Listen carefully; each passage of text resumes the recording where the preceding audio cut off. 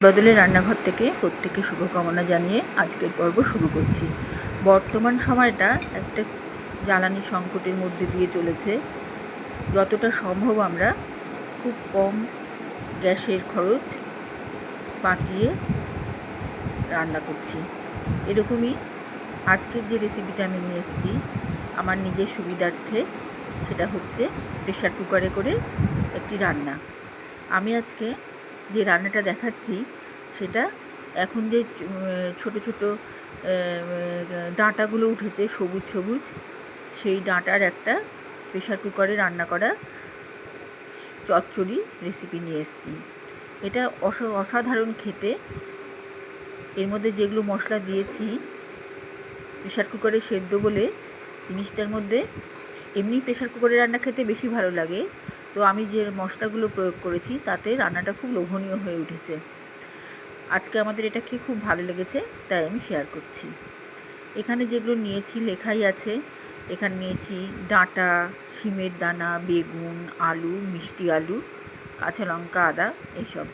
আমি প্রথমে তেল গরম করে 5 ফোড়ন, বড়ি, শুকনো লঙ্কা দিয়ে নিলাম। এটা আমার ফোড়নে গেল।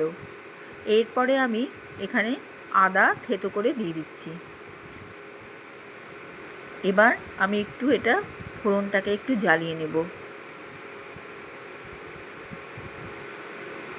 এবারে কেটে রাখা যে সবজিগুলো আছে, যেমন ডাঁটা যেগুলো কেটে রেখেছি, আলু, মিষ্টি আলু, সব একে একে দিতে থাকবো। তার আগে আমি কাঁচা লঙ্কা দিয়ে নিলাম ভেঙে। পুরো সবজিগুলো আমার এই ফোড়নের মধ্যে আমি দিয়ে দিলাম।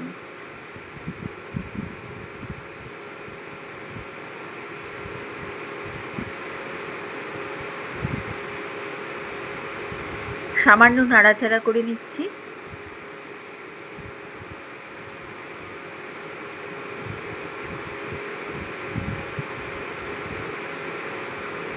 এবারে দিচ্ছি শিমের দানা। শিমের দানা আমার খুব প্রিয় একটা জিনিস। অনেক খুঁজে পরশুদিন দিয়ে গিয়েছে একটা সবজিওয়ালা, তো রেখে দিয়েছিলাম এই ডাঁটার চচ্চড়িটা করব বলে। লবণ দিলাম আমি এর মধ্যে। এবার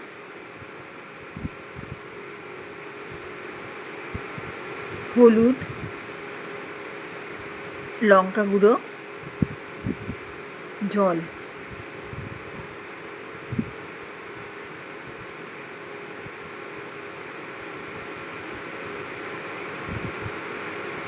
এবার এটা আমি সেদ্ধ করতে দেব।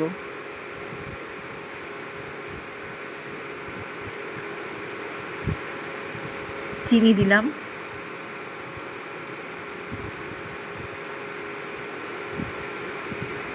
ফোড়নের জলে সবজিগুলো কষিয়ে নিয়ে আমি এটা প্রেশার কুকারে দিয়ে দেব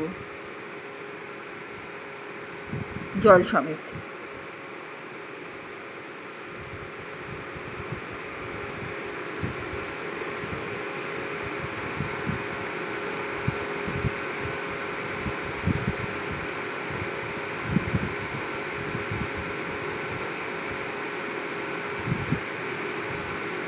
সম্পূর্ণ ঝোল সমেত সবজিগুলো প্রেশার কুকারে দিয়ে দিলাম।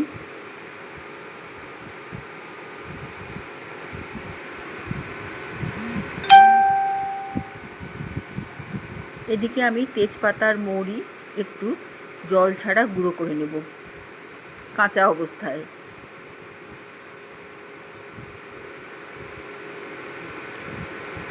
প্রেশার কুকার থেকে স্টিমটা আমি সম্পূর্ণ বের করে নিচ্ছি।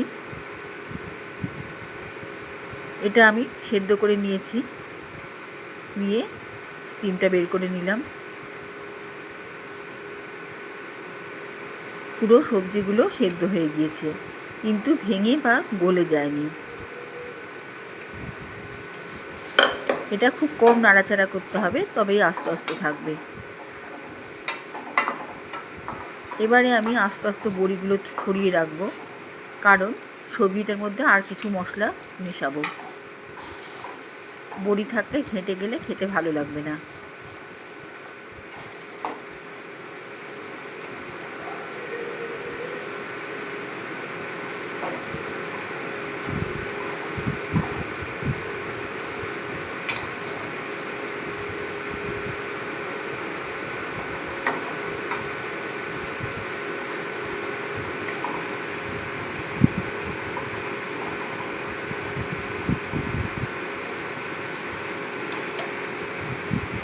এখানে বেগুন দিয়ে দিলাম, কাঁচা বেগুন। বেগুনটা ভেপারেই সেদ্ধ হবে। বড়িগুলো আমি তুলে রাখছি এবার।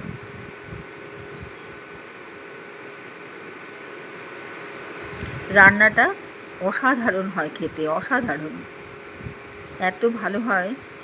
আর সব থেকে বড় কথা, এটা প্রেশার কুকারে করে, যেমন আমি ঝোলটা বানিয়ে প্রেশার কুকারে সেদ্ধ করে নিলাম, এতে আরও ভালো হয়। ঝোলটা পুরো জুসটা বেরিয়ে আসে সবজি থেকে, আর ঝোলটাও খুব টেস্টি হয়। সেই ঝোলটাকে শুকিয়ে নিলে রান্নাটাও খুব টেস্টি হয়। এবারে আমি এই যে কাঁচা জিরে আর কাঁচা তেজপাতা একটু শিলপাটাতে ডলে নিয়েছি, ওটা দিয়ে দিলাম। এর ফ্লেভারটা অসাধারণ।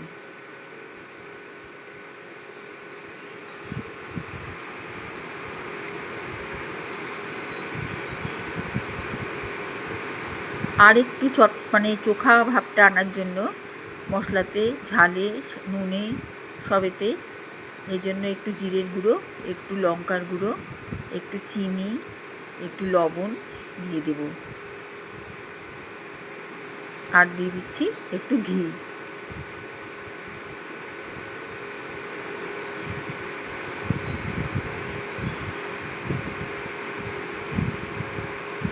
এবারে আমি সব কিছু মিশিয়ে নিচ্ছি খুব অল্প আছে। এবারে এই হিটেই এটাকে ভেপারে রান্নাটা তৈরি হয়ে যাবে। এটা শিমের দানার বদলে কাঁঠালের দানা দিয়েও খেতে খুব ভালো লাগবে।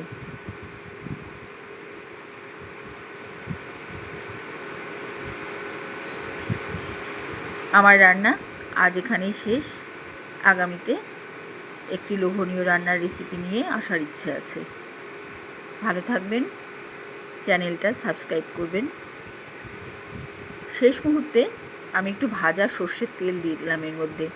আমার সব সময়ের জন্যই একটু ভাজা সর্ষের তেল থাকে, কারণ আমরা সকালের যে জলখাবার খাই তাতে একটা না একটা ভাজা আমাদের থাকেই ভাতের সাথে, হয় পাঁপড় ভাজা, না আলু ভাজা বা বেগুন ভাজা।